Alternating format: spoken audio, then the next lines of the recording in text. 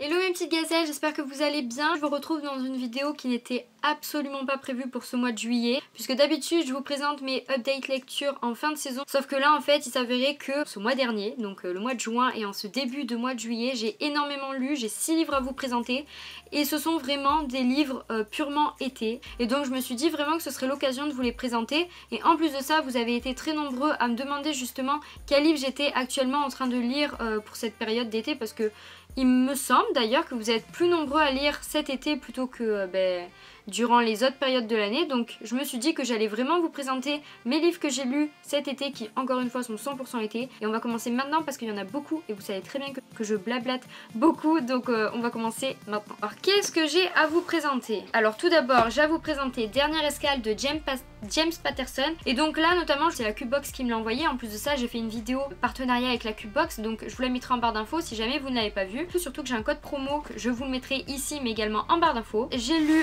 Dubussy parce que bien évidemment Célia lit toujours Dubussy.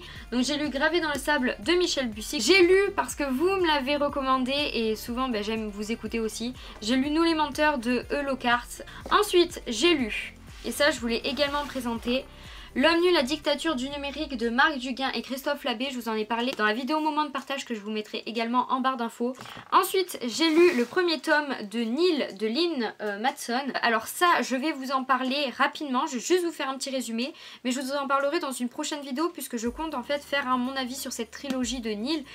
Et le dernier livre que j'ai à vous présenter, et il faut absolument que je vous le présente parce que c'est une très grosse déception, c'est Mad de Chloé Esposito. Le premier livre donc que j'ai à vous présenter, qui est Dernière escale de James Patterson. Tout d'abord il faut savoir que c'est un thriller typique de cet été, avec une petite première de couverture qui est ma foi très été. C'est l'histoire de la famille Dune. Le personnage principal qui est la maman, Catherine Dune, son mari est décédé et donc elle a 3 enfants à sa charge. Carrie 18 ans, Mark 16 ans et Ernie 10 ans, et en fait elle s'est remariée avec un très grand avocat new-yorkais qui est très célèbre d'ailleurs, qui s'appelle Peter Carlyle. Le problème c'est que les enfants sont pas du tout d'accord avec ce remariage. La famille est tout simplement en train d'exploser.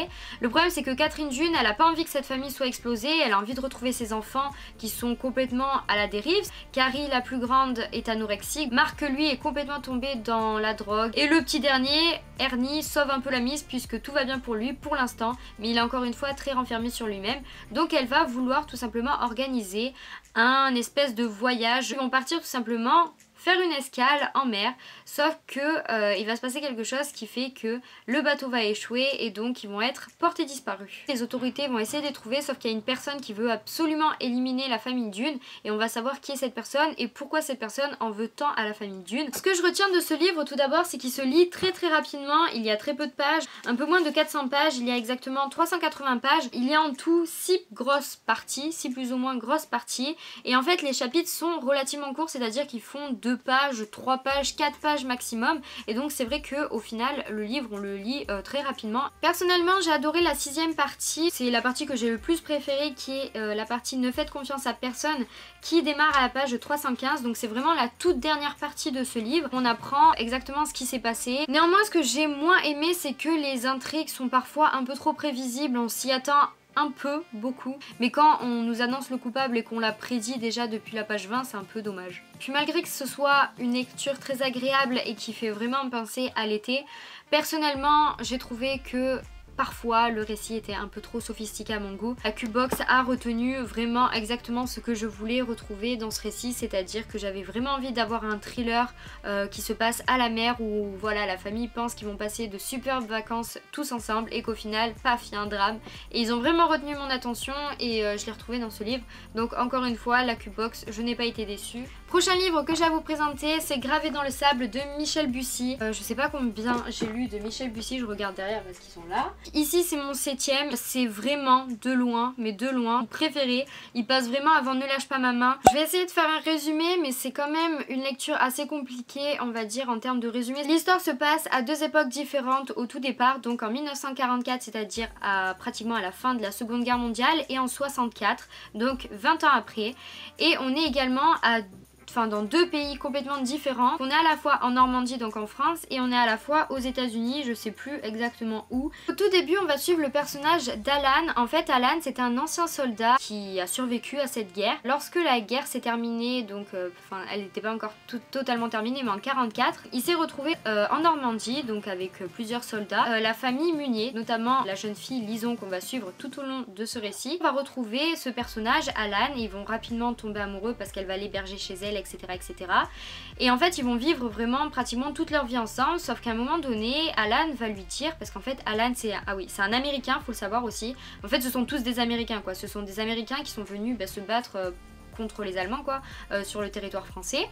En Normandie plus particulièrement, faut retenir ça, c'est pour ça que c'est assez compliqué. Et puis il va lui dire un jour, Lison écoute, il faut absolument que je reparte en Amérique, je suis obligée maintenant. Lison va avoir très peur que Alan reparte en Amérique parce qu'elle a toujours eu peur de ça, qu'il reparte voir sa famille, ce qui est totalement normal. Mais Alan lui a toujours dit, t'inquiète pas, je reviendrai, et quand je reviendrai, je te ferai un enfant, parce que c'est ce qu'elle voulait absolument. Elle a laissé partir, le problème c'est que Alan ne va jamais revenir. Sauf qu'en fait, Lison, au fur et à mesure des années, elle va trouver des lettres qui sont signées d'une certaine Alice. Et elle va essayer de comprendre qui est cette Alice. Sauf que Alice était l'épouse de Lucky. Lucky, ce grand fou qui a décidé de faire un pacte avec notamment le personnage d'Alan. Et je vous en dis pas plus. Et deux autres personnages. Et en fait, ils ont fait ce fameux pacte qu'il faut vraiment retenir pour cette histoire. Ils ont fait un pacte en fait à la fin de la Seconde Guerre mondiale qui misait un certain gros gain qui reviendrait à sa fiancée, donc à Alice. Sauf qu'Alice n'était absolument pas au courant de ce pacte. 20 ans après, elle va apprendre que Lucky est mort pour une certaine raison. Et donc elle va essayer de comprendre pourquoi. Et donc elle va revenir sur la terre normande. Et encore une fois, et comme d'habitude, j'adore les personnages de Michel Bussy. J'adore toujours autant ces personnages. Après, le seul petit point négatif que je pourrais lui trouver, c'est que parfois, et là peut-être que j'ai besoin de vous si jamais vous avez lu Gravé dans le sable de Bussy, il me semble qu'il y a quand même des petites incohérences entre justement la langue française et la langue américaine. Souvent dans les récits, parce que on ne parle pas tous américain super bien et les Américains ne parlent pas tous super bien français également, et donc je pense que des fois il y a eu un peu des incohérences entre les deux langues quand deux personnages se parlaient et que l'un était français et l'autre américain. Je pense qu'il y a eu quand même des petites incohérences, mais encore une fois à vérifier. Troisième livre que j'ai lu, et encore une fois je vous l'ai dit mais je le répète, c'est vous qui me l'avez conseillé, donc comme quoi des fois je vous écoute. Je vous fais acheter des livres, mais vous m'en faites acheter aussi. Je me suis lancée dans cette lecture, pas à l'aveugle, parce que mine de rien, le récit me plaisait plutôt bien. C'est l'histoire de la famille Sinclair. La famille Sinclair qui est, ma foi, encore une fois, une famille riche qui se réunissent en fait chaque été durant un mois ou 2 mois, je ne sais plus. Chaque été, 4 adolescents qui se rejoignent de la même famille, donc des cousins et des cousines. Cadence, Myrène, Gate, du coup qui ne fait pas partie de cette famille mais qui va insérer cette famille, et Johnny. Donc en fait ils se retrouvent chaque été et chaque été ils vivent des choses incroyables. Sauf qu'il s'avérait qu'en fait il va se passer quelque chose, un gros accident. Suite à cet accident, Cadence va perdre la mémoire. Elle va essayer de comprendre en fait ce qui s'est passé, sauf qu'en fait personne veut lui dire la vérité, donc c'est pourquoi le titre s'appelle Nous les menteurs. Moi j'ai bien aimé le récit, je sais qu'il y en a beaucoup d'entre vous qui l'ont lu et beaucoup ont adoré et d'autres qui ont un peu moins aimé la plume de l'auteur qui est quand même relativement très adolescente. Mais néanmoins, si jamais vous souhaitez lire ce livre, je vous conseille vraiment de le lire d'un trait, parce qu'au bout d'un moment vous allez plus trop vous rappeler de ce qui s'est passé, et moi c'est un peu ce qui m'est arrivé par moment. Je me suis dit oh j'aurais dû en fait le lire d'un trait, et j'ai hésité plusieurs fois à le recommencer, mais après je me suis dit non quand même pas, je me souviens un minimum de ce qui s'est passé. J'ai aimé plusieurs choses dans ce livre parce que c'est quand même un livre que j'ai bien aimé, donc c'est une très jolie découverte que vous m'avez fait parvenir là. J'ai bien aimé les petits indices en fait qui sont un peu éparpillés dans tout le récit, qui nous donnent en fait un avant-goût de ce qui va se passer et de la vérité que Cadence ne connaît pas en fait, que tout le monde cache à Cadence, et donc nous-mêmes on est en fait à la place de Cadence parce qu'on ne connaît pas la vérité en fait. Quand on arrive à la révélation finale, on comprend mentalement que y a plein d'indices qui ont été laissés par l'auteur, et en fait on s'en est, personnellement moi je m'en suis pas rendu compte. Bien évidemment ma vidéo avis ne serait jamais un avis si je peux pas vous donner mes petits avis négatifs. Ici j'en ai retenu 2. Souvent il y a des longueurs dans ce récit. Le truc c'est qu'il y a quand même quelques longueurs qui font que des fois j'en avais un peu marre et j'avais un peu envie de lâcher le récit, mais je ne l'ai pas lâché et je ne regrette pas. La révélation finale, malgré que j'ai bien aimé le dénouement, je suis quand même un peu déçue que ce soit un peu tombé comme un cheveu sur la soupe. Quatrième livre que j'ai lu, c'est L'homme nu, la dictature invisible du numérique de Marc Duguin et Christophe Labbé. Je vais pas vous en parler encore une fois dans son intégralité puisque j'ai fait une vidéo dédiée à ce bouquin là. Je suis très penchée dans l'univers du numérique, de la technologie, c'est vraiment un univers que j'ai carrément adoré cette année dans mes études. Enfin c'est vraiment là-dedans en fait que j'ai envie de poursuivre mes études, donc je me penche de plus en plus sur tous les ouvrages que je peux trouver autour du numérique. Donc si jamais vous avez des livres que vous avez lus ou n'importe quoi, même des documentaires ou quoi, je suis preneuse, donc n'hésitez pas à me dire tout ça en commentaire. Ces deux hommes vont tout simplement nous informer un peu de ce qui se passe dans notre monde, notamment avec les réseaux sociaux mais aussi avec la robotisation, tous les nouveaux robots ménagers, les choses comme ça qui font qu'en fait on est de plus en plus ancré dans la technologie. Après bien sûr ils sont pas du tout en train de nous dire que c'est mal en fait, hein, pas du tout, ils disent que c'est normal, que c'est ancré dans notre société, mais que à côté de ça il faut faire attention et s'en éloigner un peu parce que parfois ça peut être néfaste. Ça parle énormément aussi de big data, de Google, Apple, Facebook ou encore Amazon, ça parle de beaucoup d'enseignes, du numérique qui essaye de plus en plus en fait à contrôler l'humain. Cinquième livre et avant-dernier livre que j'ai lu et que j'ai à vous présenter, c'est le tome 1 de Nil de Lynn Matson. Ce tome 1 de Nil de Lynn Matson me faisait envie, mais me faisait de l'œil en fait depuis très longtemps. Je vais pas vous en parler dans son entièreté, ce que j'ai aimé et ce que je n'ai pas aimé, parce qu'encore une fois je veux faire une vidéo concrète là-dessus. C'est tout simplement l'histoire du personnage de Shirley. Donc Shirley c'est une fille totalement banale qui vit sa petite vie tranquillou, et en fait tout d'un coup elle sent une sorte de chaleur qui est en train de tomber sur elle, comme si comme si le soleil en fait allait l'asperger, et en fait elle se retrouve inconsciente, nue, sur une île. Elle va pas comprendre parce qu'elle était dans la voiture avec son papa, donc elle se souvient très bien de ce qui s'est passé juste avant. Le problème c'est qu'elle va passer déjà il me semble 13 jours toute seule sur cette île. Au bout de 13 jours elle va rencontrer plusieurs personnages dont notamment Tad, il y a encore Nathalie, mais il y a encore beaucoup plus de personnages que ça, mais faut retenir le personnage de Tad qui est très important puisqu'en fait le récit se passe entre les deux versions des personnages, donc Tad et Shirley. Le truc c'est que Tad va très rapidement lui dire qu'en fait pour sortir de cette île déjà il n'y a qu'une porte par jour, et donc il faut rapidement la trouver parce que déjà elles sont pas faciles à choper, et donc il faut courir très rapidement pour passer cette porte et donc dire adieu à l'île quoi et aux personnages dessus.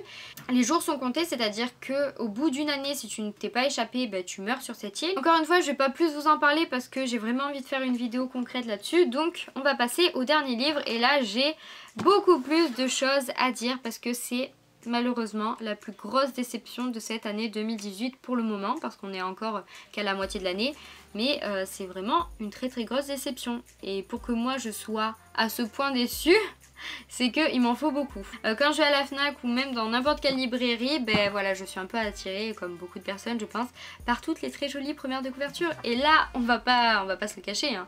Je crois vraiment, plus été, il n'y a pas, je crois.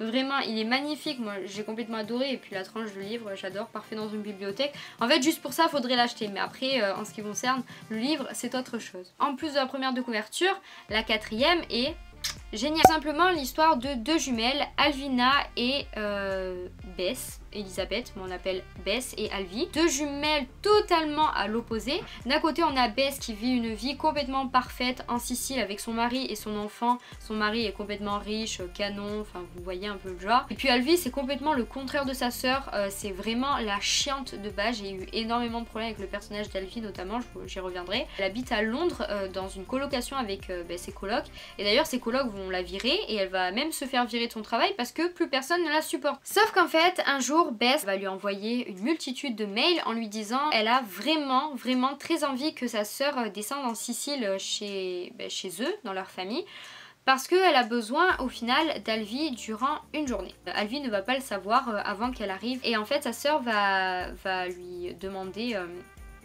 une faveur.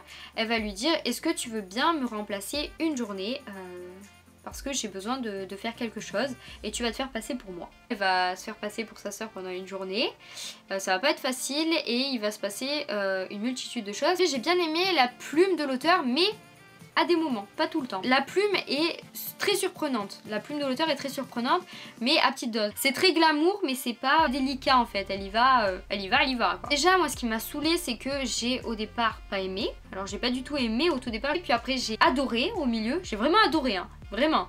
C'est pas j'ai aimé, c'est j'ai adoré. Puis ensuite j'ai pas du tout aimé, encore une fois. Et la fin mais nulle à chier.